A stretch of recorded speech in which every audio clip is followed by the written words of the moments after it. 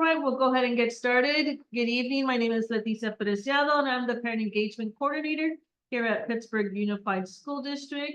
Thank you so much for joining me this evening for our presentation on CalKids. Joining me this evening is Ms. Diana Sanchez, who will be doing this evening's presentation. And again, we are in a webinar format, so you can see us, but we cannot see you.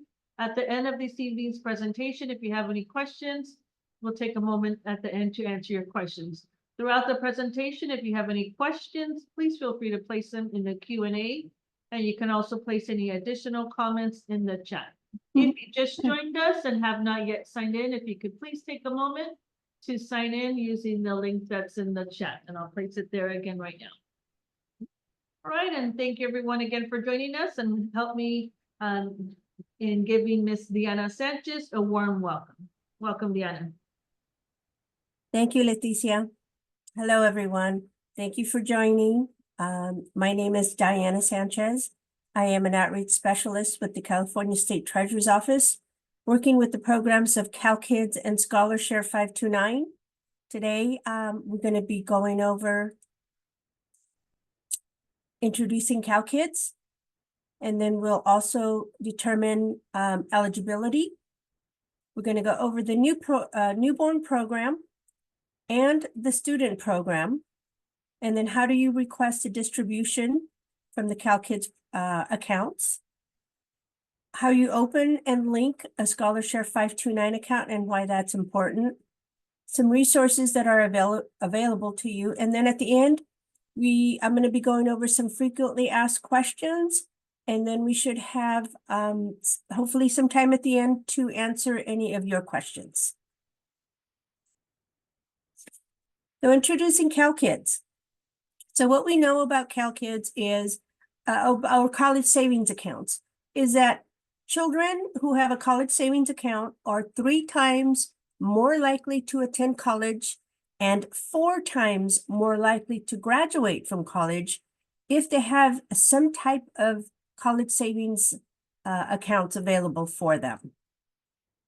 So the CalKids program, it is a state of California program, and this is for eligible newborns and low-income public school students could receive up to $1,500 in a college savings account in the CalKids account.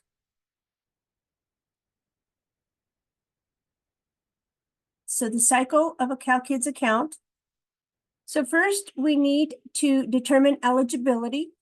So children born in California on or after July 1st, 2022, and eligible 1st through 12th grade students could receive a CalKids account with an initial seed deposit. Because in a CalKids account, families are not able to contribute into that account, we recommend that families can open a ScholarShare 529 account to maximize their growth and savings, where family members can contribute into that ScholarShare 529 account, and that one does not expire. We'll go over a little bit more about that. These funds can be used to pay for qualified higher education expenses like books, tuition, room and board. And then when you get ready to request your distribution, that money will be sent directly to the institution for those expenses. So determining eligibility. So who is eligible for a CalKids account? So there are 2 groups. So the first group is all newborns in California, born July 1st, 2022 and going forward, automatically receive a college savings account, college CalKids account. The second group is low-income public school students. Now, to determine eligibility, we have sent out letters to all eligible families, and they look like this. The one that's on the left-hand side, the letters look similar to this, whether it's for the newborns or the students. Many families receive this. Some have thrown them away, thinking it's not you know, it might be a scam. Some families have not received that, but that's okay.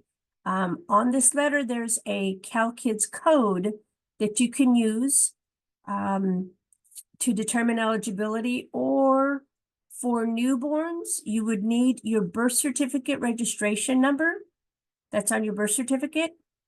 Or for the students, you would need their statewide student ID number, and that's the 10-digit number that's on their transcripts. Now, this number you can get from the school. You can call just the admin office and then ask them for the statewide student ID number, not to be confused with the actual school ID number. They should know. They will be able to help you. You would go on the calkids.org website and under the eligibility tool, and there you would either go to whether you are newborn, you would go in that section, put the number in there, or you would go as a student and enter the SSID number. Okay, you would visit the calkids.org website, and that's where you would check eligibility, and that's where you would claim your account. So for the newborns, all newborns born on or after July 1st of 2022, regardless of income, are eligible for a CalKids account. This information is provided to us from the California Department of Health, and we ask the families to wait at least 90 days after the birth registration to allow us to be able to set up those accounts.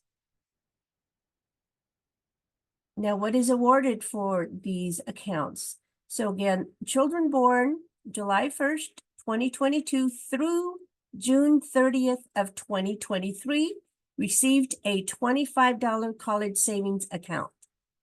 Now, in the year 2023, beginning July 1st, we were able to increase that to $100. So now going forward from July 1st, 2023, there is a $100 college savings account for all newborns, regardless of income. Now, once you go into the calkids.org website and claim your account, you get another $25. When you link a new or existing ScholarShare 529 account to your CalKids account, you get another $50 in that CalKids account.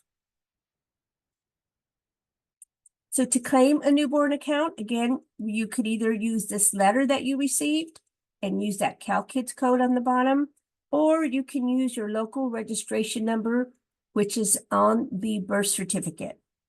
You're going to need the child's date of birth and then the county in which the child's birth was registered. And then we ask again that you please wait at least those 90 days. So for students, eligibility is determined by the local control funding formula. So basically that includes students who have applied for the National School Lunch Program. Now, I understand that, many students during COVID received free lunches, and some may still be receiving free lunches regardless of income. Not all those students would qualify. Okay, best thing to do is just go on the calkids.org website and just check eligibility. Okay.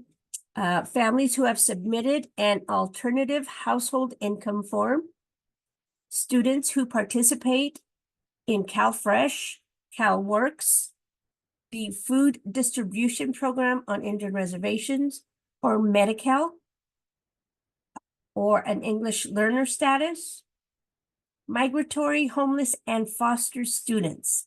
Now, this information is provided to us by the California Department of Education.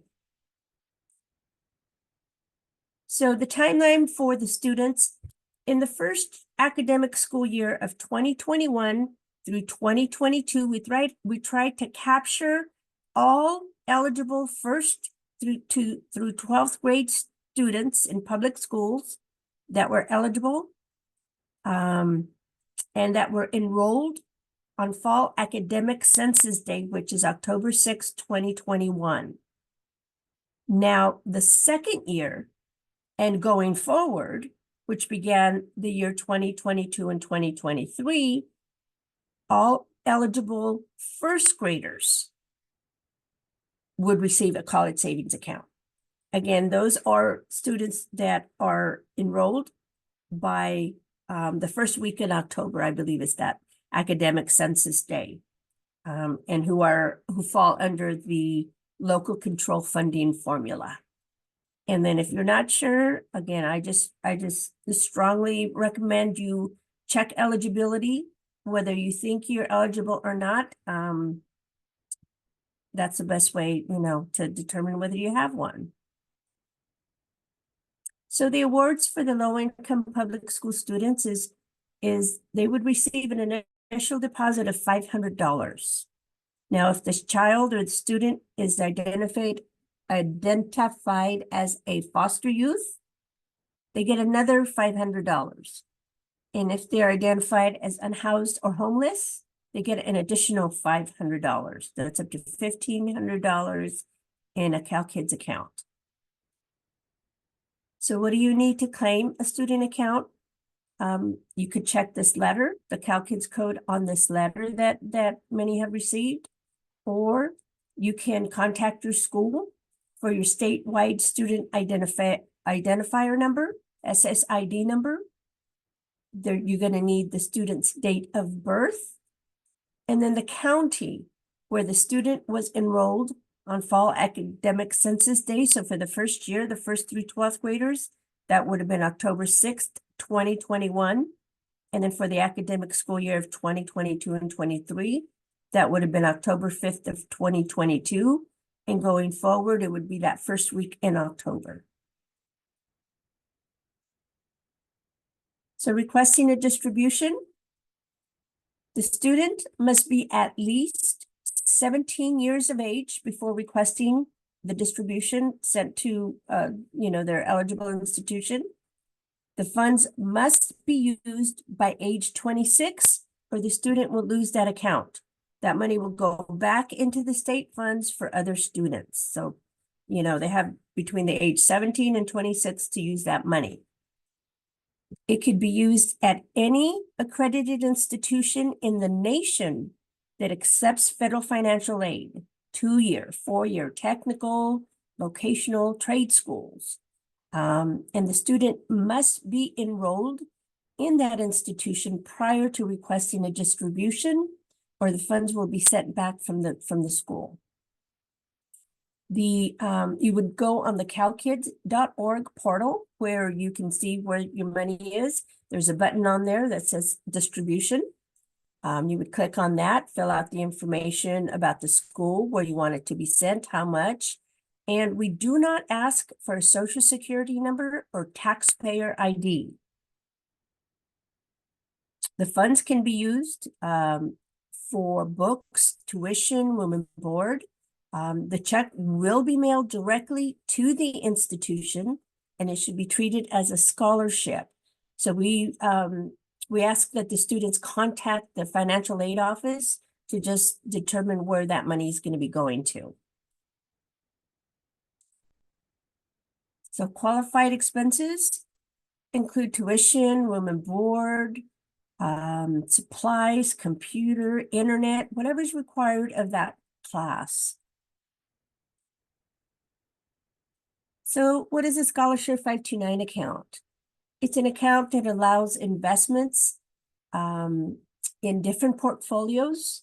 We have a guaranteed fund portfolio to an aggressive portfolio. You decide how to fund your account.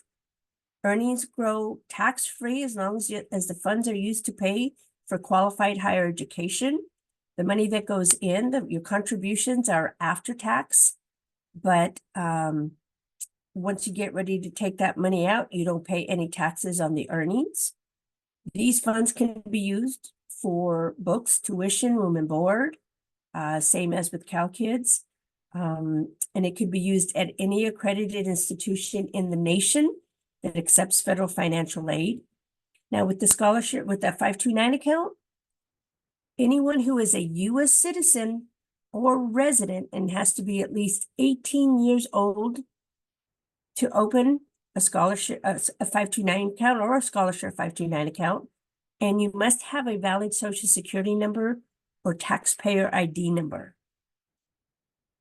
So a little bit about the Scholarship 529 program. This is California's official 529 plan. There are many plans in other states. Some banks sell, excuse me. Some banks sell 529 accounts from other states. Our Scholarship 529 is a direct sold plan. So you don't pay any fees, any maintenance fees, any yearly fees, things like that. We have one of the lowest fees of any of the 529 plans.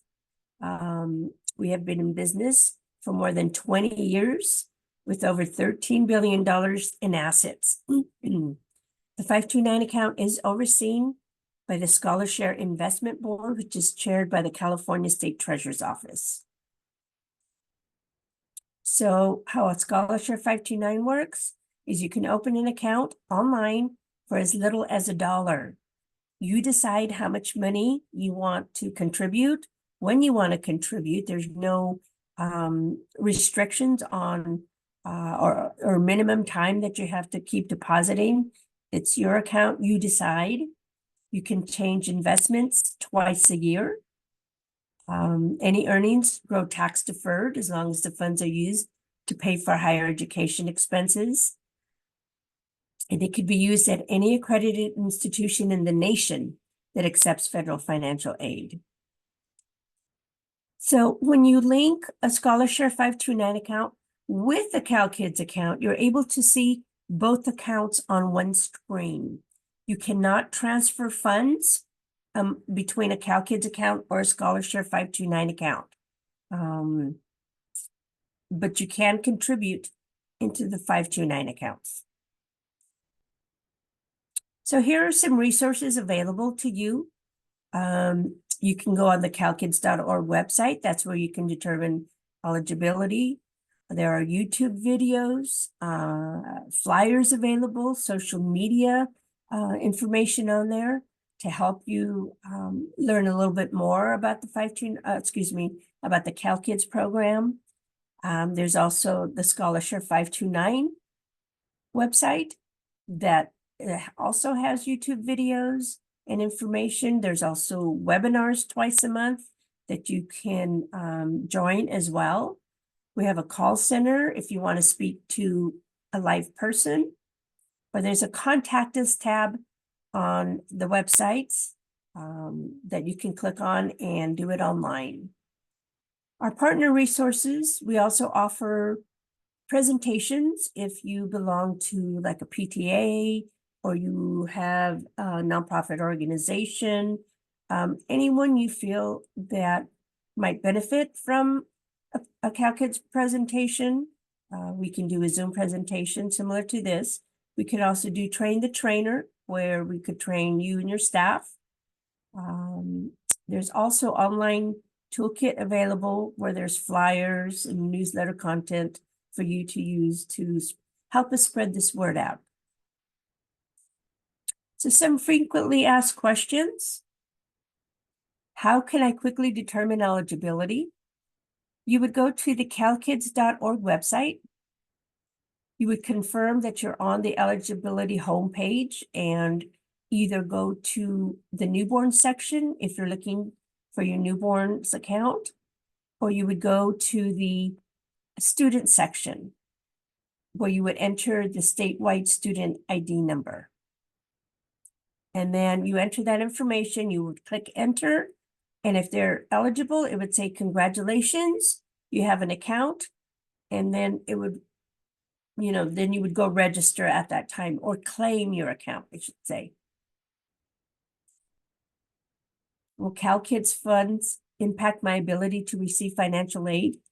Because this is looked at as a scholarship it should not be, there should not be any impact on the financial aid.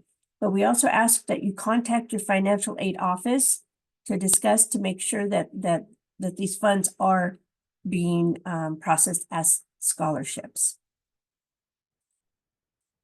Well, I need a social security number or ITIN number. We do not ask for a social security number or an ITIN number for the CalKids program. Can I add money to a CalKids account? Unfortunately, money cannot be added into a CalKids account. Therefore, we recommend that families could open a Scholarshare 529 account, and families can help contribute into that account. And that one doesn't expire. That one is yours. You manage it. It's transferable. So that you have a little more flexibility with the 529 accounts. So now I'm going to open it up to any questions, and I will try to answer them as I go through the chat.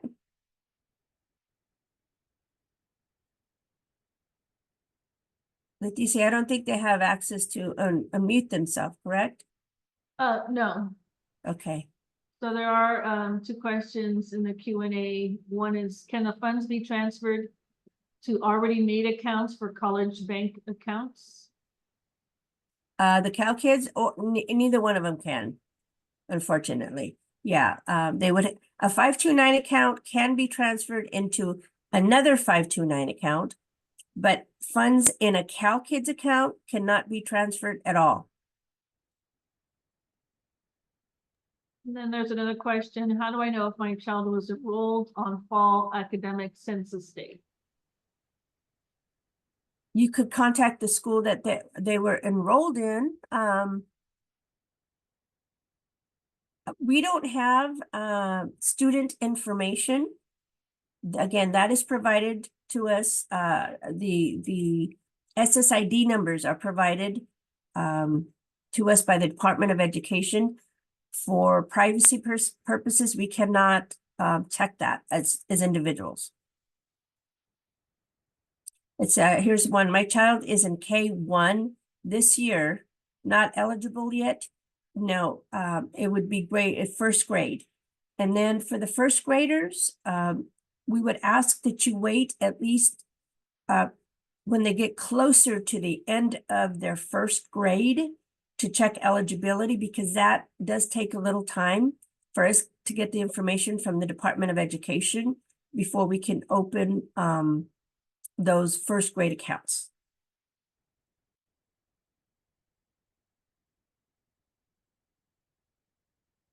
Is the 500 scholarship funds are for each year, or total grant is 500? It's a one-time deposit of $500, but these funds are being invested. So the accounts that were opened in 2021, 2022, there's more than $500 already in there, because again, these funds are being invested.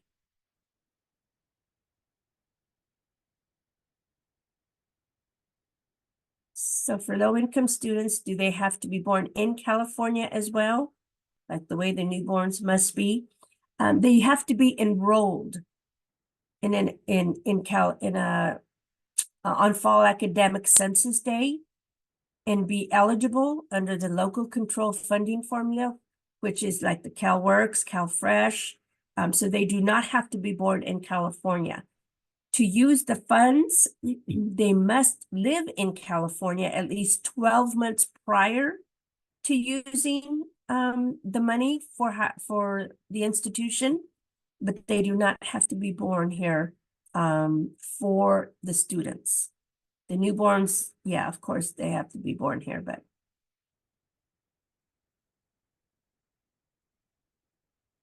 Does CalKids affect the financial aid at college later? Again, it's a scholarship, so it should not affect the financial aids.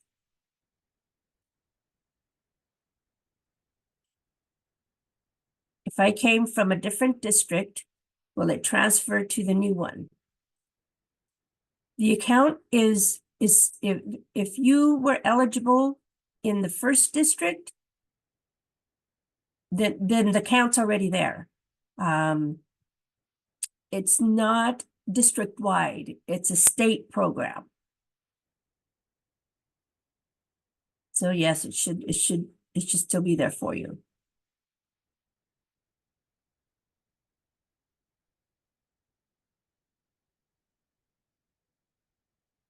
It says, shall I request to be trained?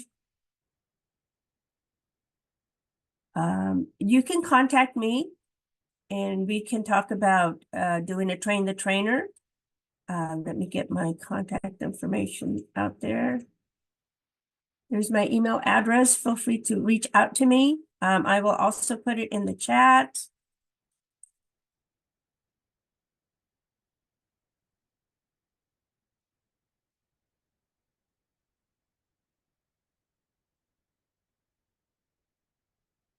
When they ask for a registration code, that is their statewide student ID number. So SSID number is the same as the registration code.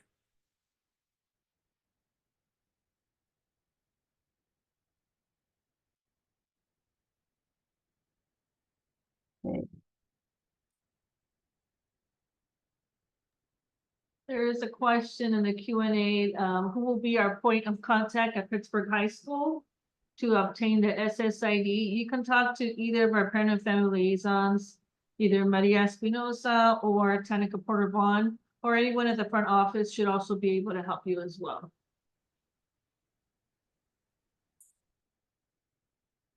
Is my daughter had in SF district. I'm not sure what that's referring to. So this program is statewide. It's not specific to just one district. So if you are in the San Francisco district, then yeah, they could be eligible as well. So it's statewide. And it's public schools.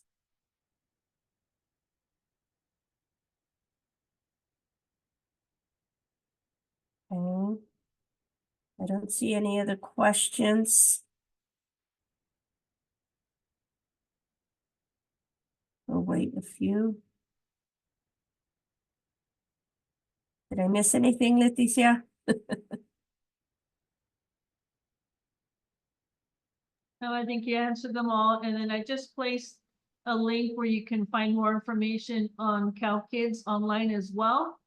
So there's a lot of answers to frequently asked questions. So I just went ahead and placed that link in the chat so you'll have access to it. And we are recording this evening's presentation, so we'll also send you the recording.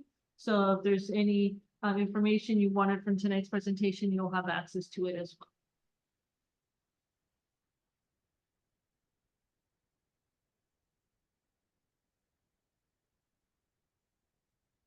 Deanna, there's a question on here. I'm not sure if you answered this one. It's asking, what if a child is on the spectrum? Can they also have access to the CalKids funds? If a child is on the spectrum, Yes. is that, the best thing is just to check eligibility because it's possible. If you can get that statewide student ID number, go on the calkids.org website and check. If they're eligible, the account is there. They're set up automatically for the students that are eligible. So these accounts are set up once we get that information. So if you had a child that graduated in 2022 that you think could be eligible, they could have an account out there. The accounts are opened and just they'll be there for the student until age 26. So they have until age 26 or 25, I would say, to claim it. This whole time it's going to be earning interest. So it's possible. So for students not eligible for CalKids, what can they do to save for college? You can open a scholarship 529 account. Again, that's similar to a CalKids account, but with the 529 account, you decide what investment option you want, we have a guaranteed fund. We have our most popular one, which is our enrollment year fund, and that is based similar to like a retirement account. The younger the child, the more aggressive the funds are. As they start getting closer to college age or enrollment year, it gets less aggressive, more secure. You can change investments twice a year. You decide how much money goes into the account, and family members can help you contribute into a Scholarshare 529 account.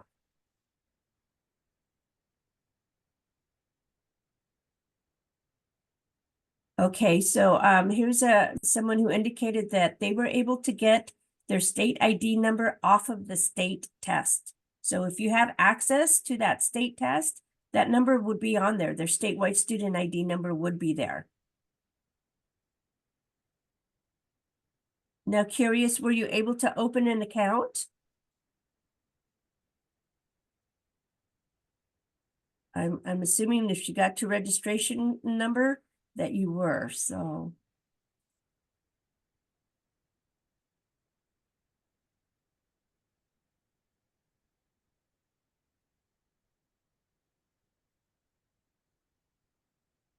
On Aries.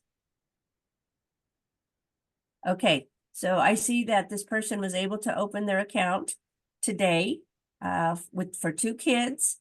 And is Aries a school system, Leticia? Aries is our student information system. Okay, parents have access to that? Please. Okay, if you can check on Aries for the statewide student ID number, one parent already opened 2 accounts for their children. That's great.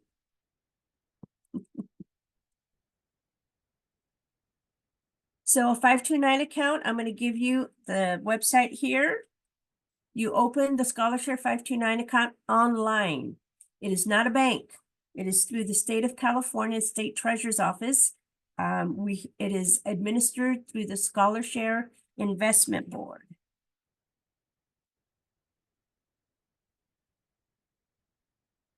Okay, that's the website for the 529 accounts. And there are webinars available there. There are YouTube videos that explain the different options. You also have an opportunity to make an appointment with a licensed representative to talk about investments, to talk about your particular situation, and they can help you.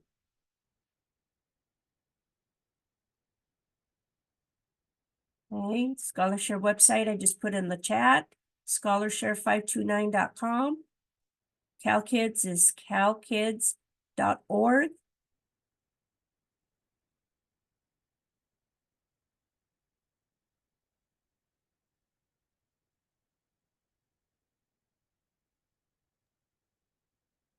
So if you are logging into your Aries account to try to find the student state ID number, it is on the demographics tab. So after you log into your Aries parent portal, you would click on demographics, and it's under student state ID.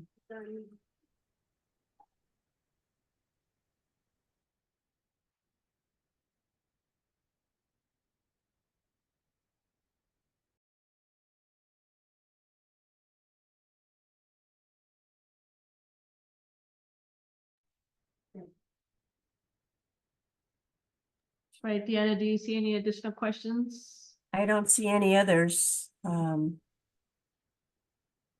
can wait a few minutes. I'm, see if any others come up.